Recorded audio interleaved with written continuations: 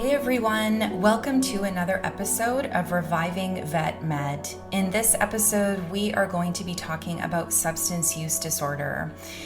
This is a really heavy topic, but it's one that really warrants discussion.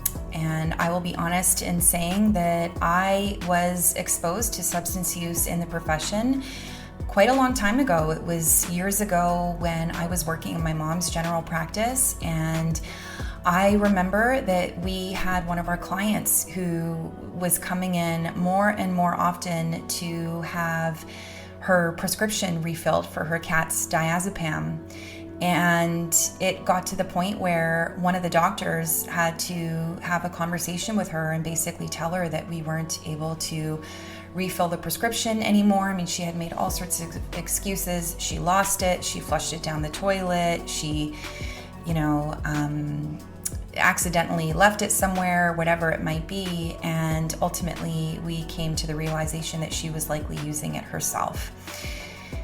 So that was my first exposure to substance use in our profession. And the most recent time that I have been involved or, adjacent to a person with substance use disorder is actually at a practice that I occasionally locum at, where I was working with a technician who was actually diverting opioids for personal use.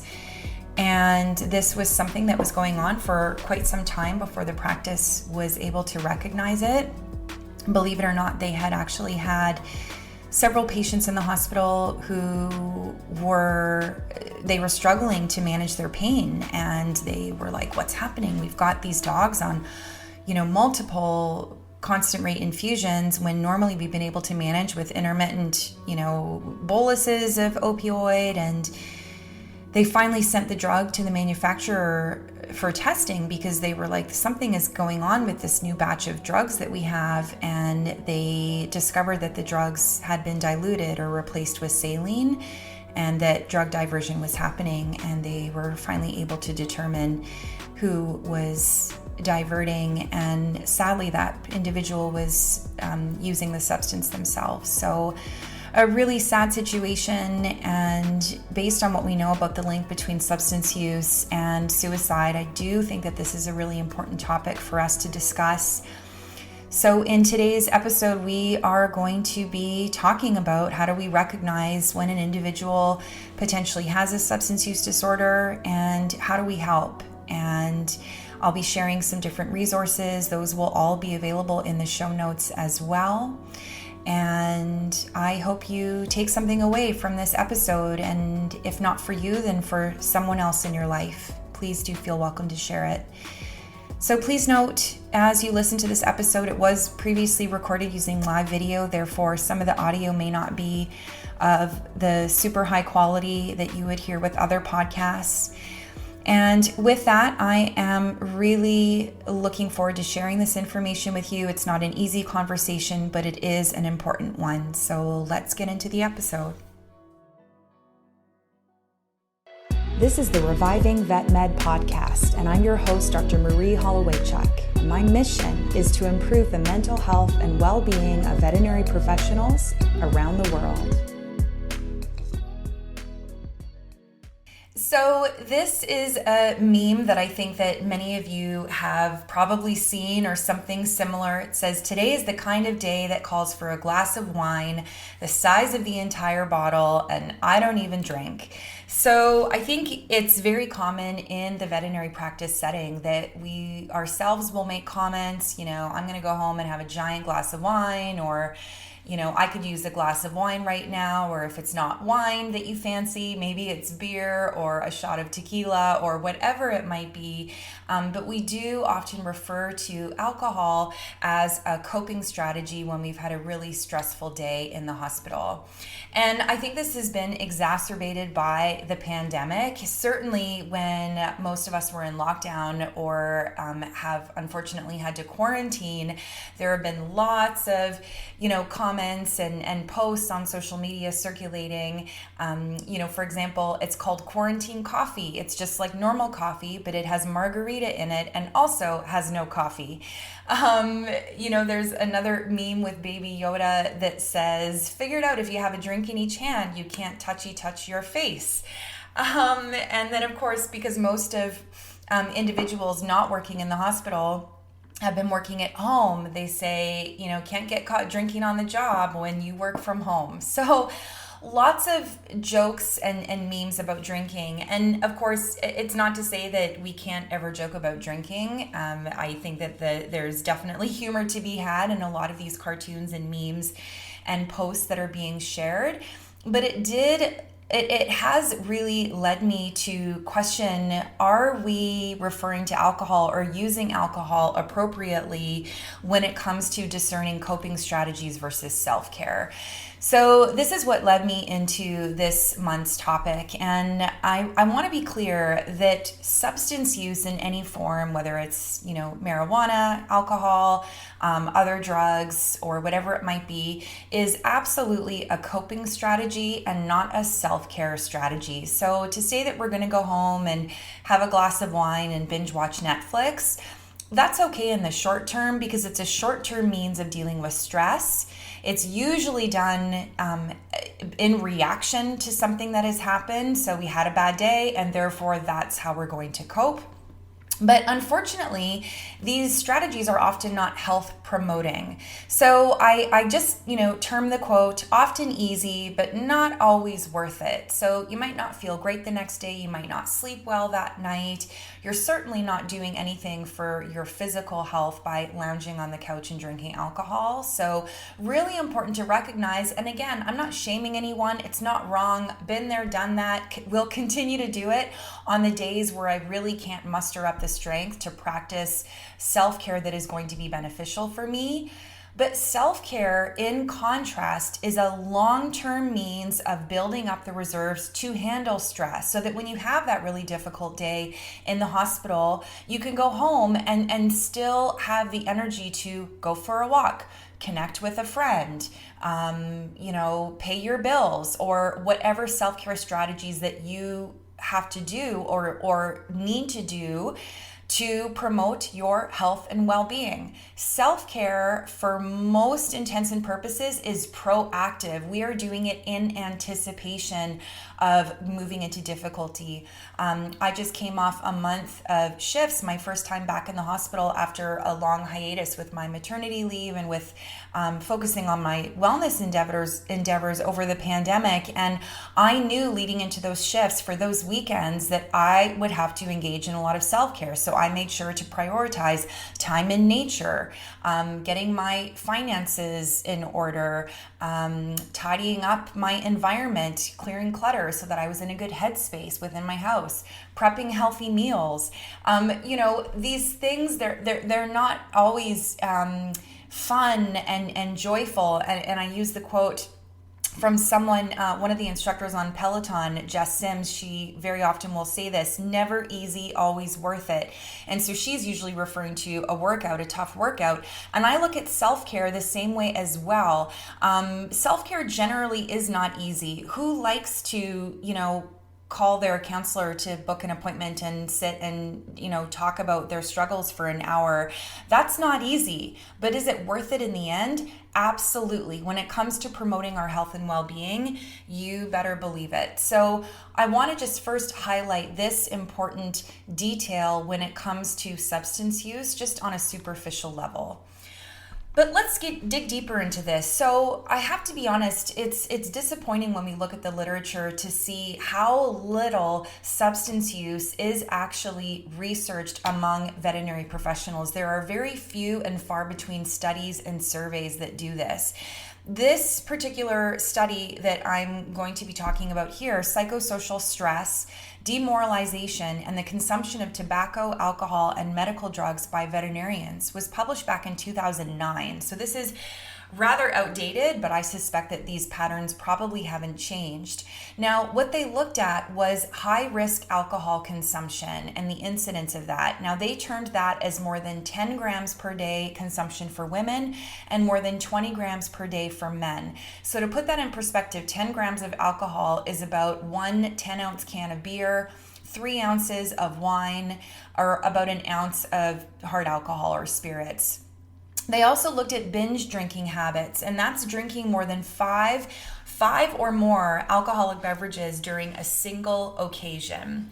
And so this was a survey of more than 1,000 veterinarians in Europe.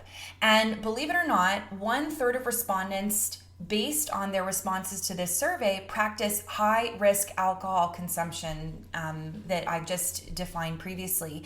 Now, high-risk alcohol consumption was more common in women than men and more common in practice owners compared to practice employees. So again, that's women drinking more than 10 grams per day and men more than 20.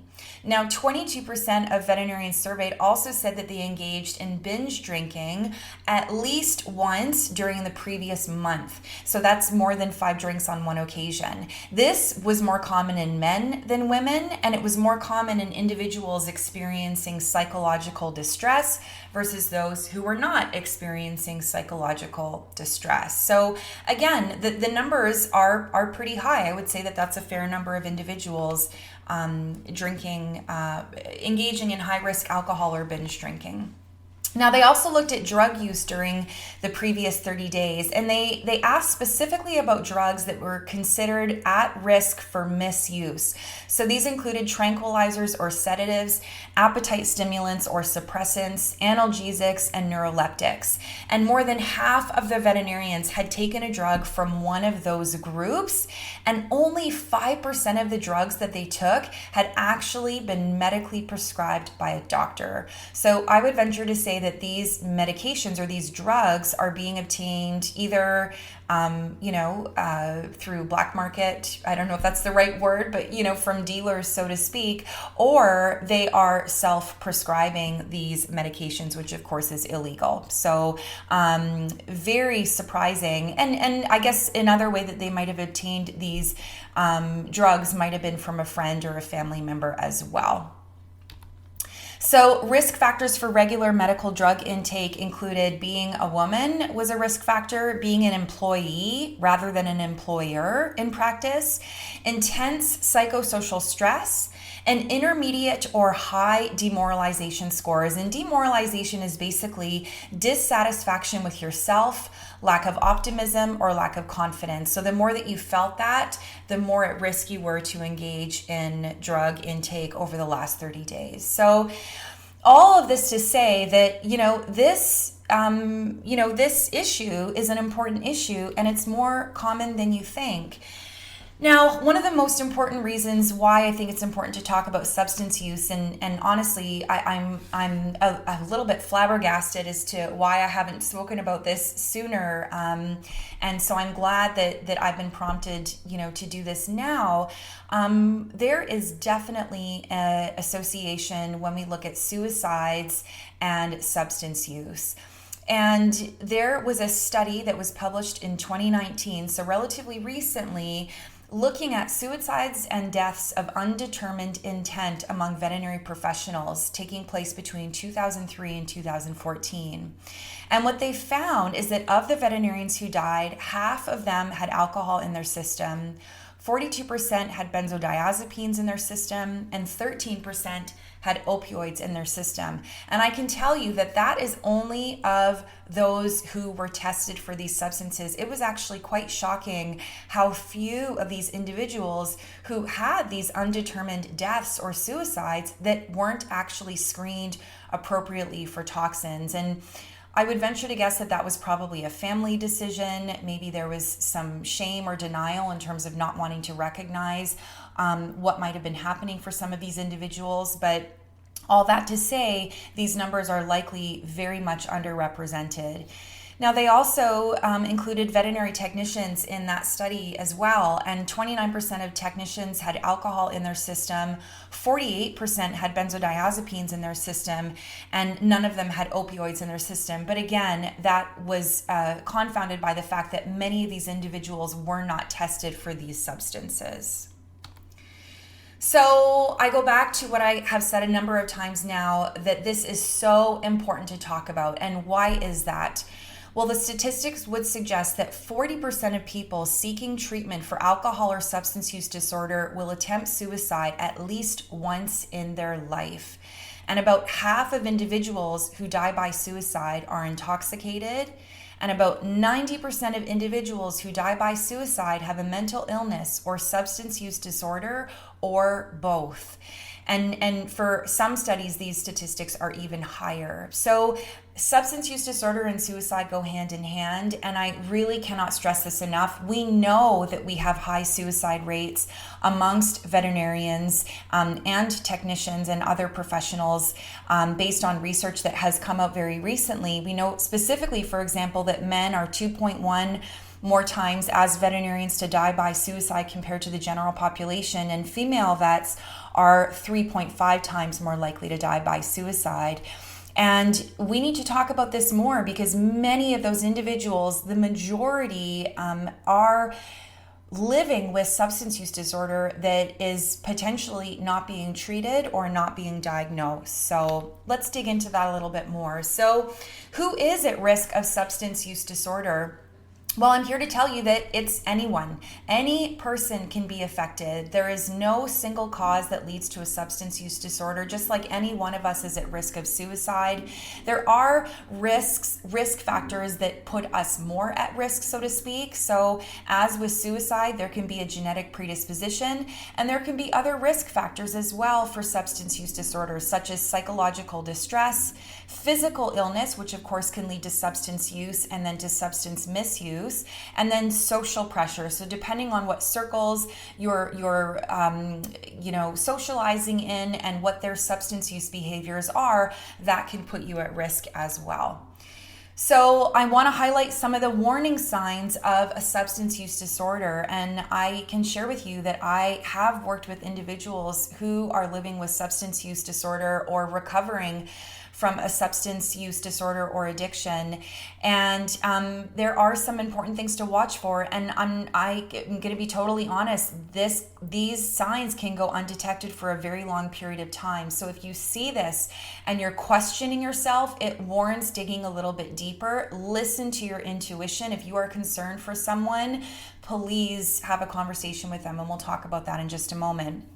So things to watch for include moodiness, withdrawal from relationships, changes in appearance, especially appearing more, unkept, so to speak, unexplained absences, abrupt changes in behavior. Again, if they are using a substance, especially a drug substance, then that could certainly adjust their behavior quite abruptly. Financial stress, or asking to borrow money, asking for advances on their paycheck, working late after closing. So very often volunteering, I'll stay late. And then of course being unattended in the hospital with access to substances. And then of course any sort of discrepancies in the controlled drug log. So if you are watching this video or listening to this podcast and you're thinking to yourself, my goodness, I wonder for me, how might I know if I have a substance use disorder? And, I'll be honest, especially in the last few months with the pandemic and with veterinary practice being so demanding and so challenging, I've had a lot of very candid conversations with friends and colleagues of mine who have shared with me, I question whether my drinking may be too much. And so let's talk about drinking specifically right now. So there are screening tools for excessive drinking, and it's hard these days because I know many individuals aren't getting in to see their primary care physician. These are often questions that a primary care physician will ask during your annual screening. If they know that you drink alcohol, or if you disclose that you drink alcohol, they're going to want to screen you to make sure that you are drinking alcohol that is not to excess. So question number 1, have you ever felt you needed to cut down on your drinking? Question number 2, have people annoyed you by criticizing your drinking? Question number 3, have you ever felt guilty about drinking? And question number 4, have you ever felt you needed a drink first thing in the morning, a so-called eye opener, to steady your nerves or get rid of a hangover? So this is known as the CAGE questions for alcohol use. So CAGE standing for cut down, annoyed, guilty, and eye opener. That's the acronym. For every question you answer yes, it's 1 point. So answering yes to 2 or more of these questions does raise suspicion about an alcohol use problem. Now, this doesn't diagnose you as having a substance use disorder, but it does raise suspicion, and it warrants further contemplation and awareness and discussion. If you answered yes to none of the questions or only one of the questions, then you have a low probability of an alcohol use problem. So that's another tool that you can use, and you can find that tool online and do that on your own as well, or share it with someone else. Now, how do we actually define substance use disorder? What does this look like from, a diagnostic standpoint? If you were to actually see a mental health professional, what are some things that they would be looking for? Well, I'm going to take you through 10 different points that are used to define substance use disorder by the diagnostic standards. And the first thing is that the substance is taken in larger amounts over a longer period of time than intended. So maybe you intended on having a drink, socially with your partner or with some friends, and it turned into a bender, and you were drinking, into the night and way more than you expected to, and that this has become a pattern. The second point is repeated unsuccessful efforts to control use. So you've tried to have dry days or off days or limit yourself, and that has not been successful. The third point is significant time spent in activities necessary to obtain the substance, use it, or recover from its effects. The next point is craving or having a strong desire or urge to use the substance.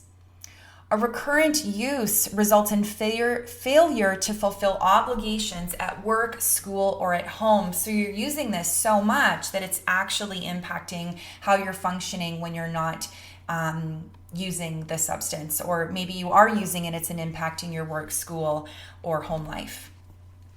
The next point is continued usage despite social or interpersonal problems. So maybe every time you drink, you get into a fight with someone and you know that, gosh, perhaps I should cut back on my drinking, but you continue to drink.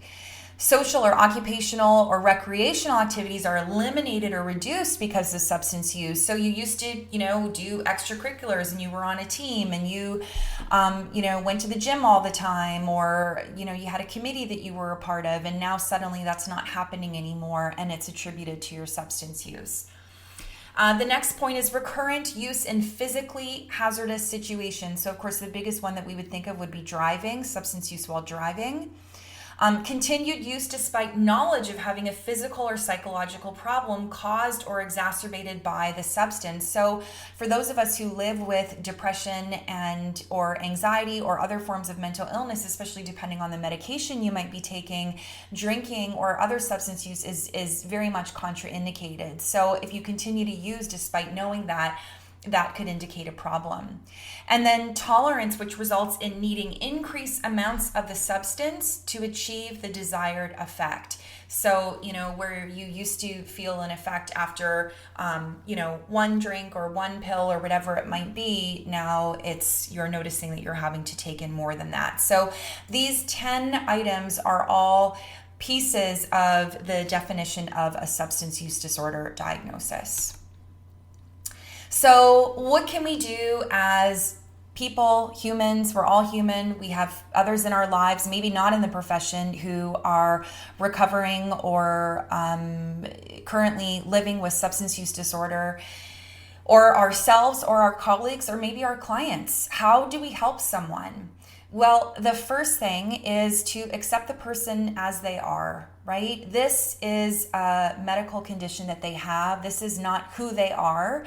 And so we accept them as the people that they are with this substance use disorder. That means listening without judging them. That means not criticizing, expressing frustration, or confronting them in any way. It means giving reassurance that substance-related problems are common and they are nothing to be ashamed of, and that there is help available. So providing hope for individuals with substance use and normalizing it is really going to remove that shame and remove that isolation that is stigmatizing, and that's going to allow them really to seek help sooner than later. So there was a really great article written by Mary Berg in today's Veterinary Nurse. This was published last year, and it's entitled Substance Use in the Workplace, What to Do. And there's really great information that's included in this column about how to handle it when you work with someone who potentially has a substance use disorder. One of the other things that I want to really make sure to highlight is watching our language. So the way that we talk about substance use can be really stigmatizing, similar to the way we talk about suicide. So you'll hear and you'll see in the media people talking about committing suicide. And of course, the committing implies that it's a crime, it's wrong, it's bad. And what happens then is when people hear that, if a person is having thoughts of suicide, or they have previously in their lives attempted suicide, this is very stigmatizing for them. They're not going to want to share that because it is going to be considered that they did something wrong per se. So same thing goes for people living with addiction. We want to avoid language like they are an addict or a user or an alcoholic or an abuser. First of all, they are not their addiction. They are a person who lives with addiction. So we would use language like this person has substance dependence, or they are misusing substances, or they live with a substance use disorder, or they live with addiction. Okay, so being very clear that we are not labeling these individuals by that. You can imagine too, if you're labeled an addict, how empowered do you feel to recover from your addiction? You feel like, well, I'm an addict, so I guess that's who I am, so why would I seek help? So again, not helpful when it comes to recovering. So a few other resources that I just want to touch on and share. I did write a blog at the beginning of August called When Do Coping Strategies Become Harmful for Veterinary Care Providers? And I really talk specifically about drinking habits and the way we talk about drinking amongst veterinary professionals, and recognizing when you might have a problem with excessive drinking.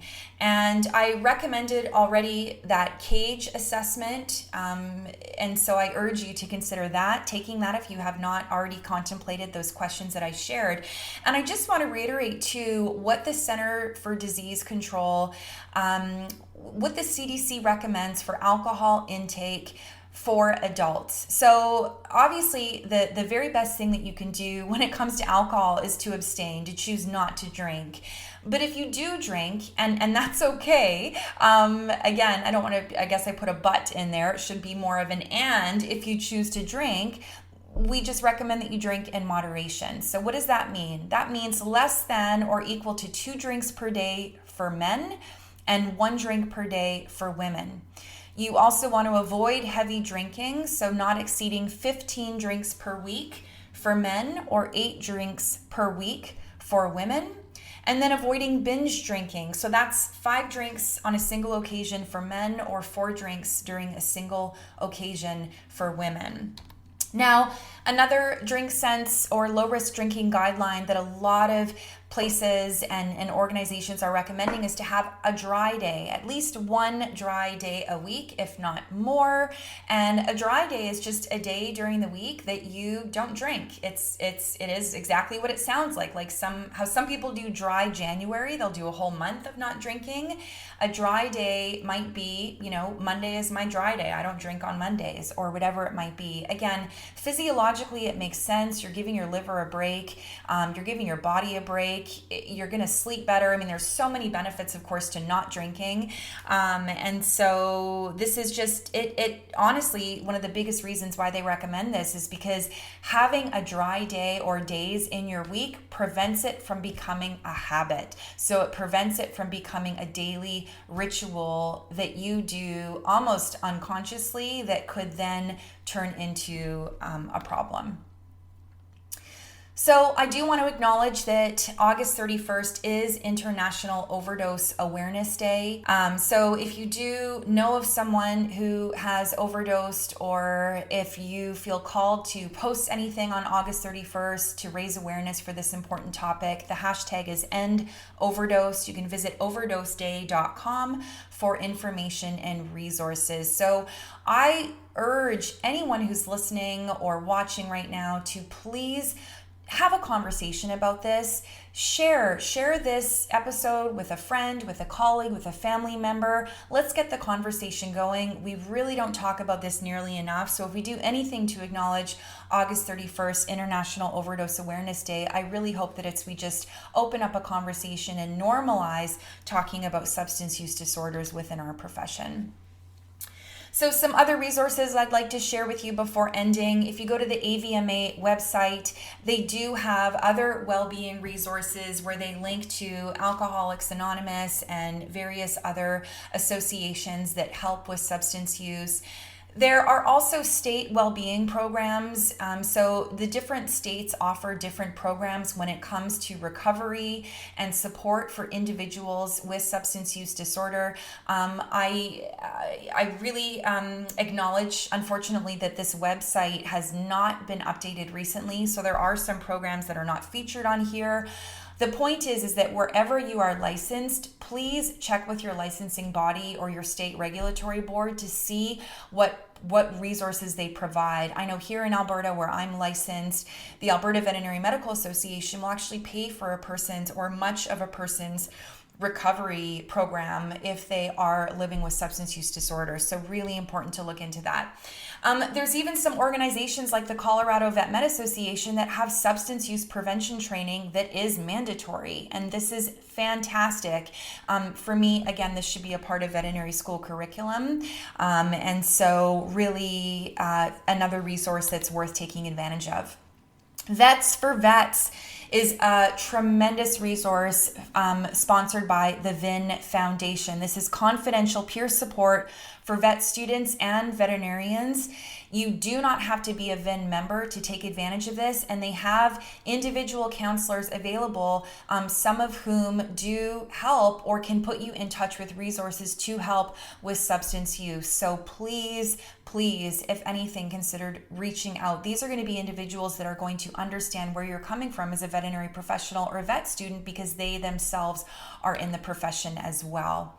And I also want to give a shout out to a new friend of mine and a colleague of mine, a fellow well-being advocate, Phil Richmond. Phil is just a tremendous human, and he is recovering also from substance use disorder.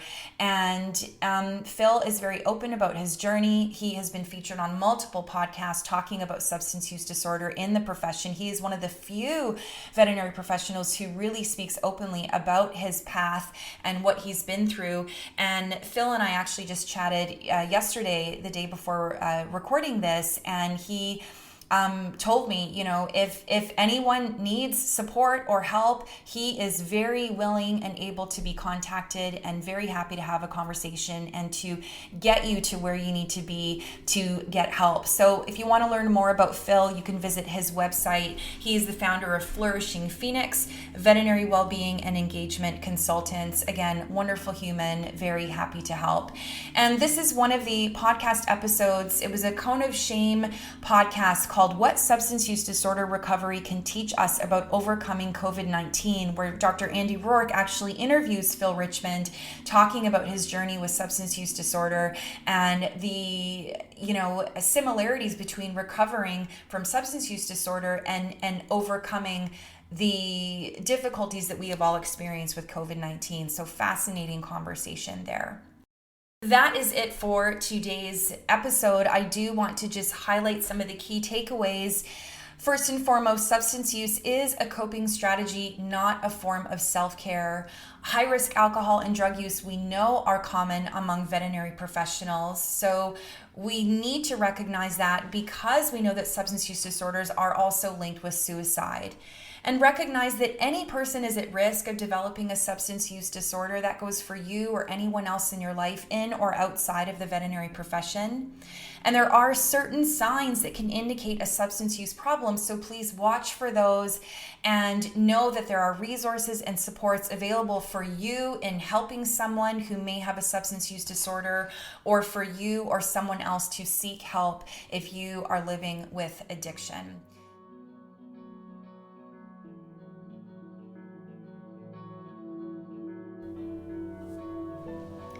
So that's it for this episode of Reviving Vet Med. I hope that you took away some tools and strategies for recognizing substance use disorder, either within yourself or within those who you work with or other people in your life. I hope that you will check out some of the resources that I shared. For a download of all of the resources shared in today's podcast, you can obviously consult the show notes, but you can also visit my website, mariehollowaychuk.com/substance, and there will be a download for you with all of those resources there as well. Please feel welcome to print those off or email them and share them with the people that you work with. If you do anything after you listen to this episode, I really urge you to have a conversation with someone in your life and talk about this. It's not something that we talk about enough. And so whether you feel comfortable to have a conversation or you just simply forward this episode on to someone else, I think that you could be making a real difference in someone's life. And if you can take time to subscribe to my podcast, I would really appreciate it. You're also welcome to leave a rating and review or share the podcast with someone else. And let's get more of these wellness episodes out there for those who are needing it so desperately right now in our profession. Before I go, I'd like to thank my podcasting superhero, Darby Rolfe, for producing this episode. And I would love to thank you, the listener, for tuning in once again. I hope you'll be here next month. And in the meantime, take care of yourself. Bye now.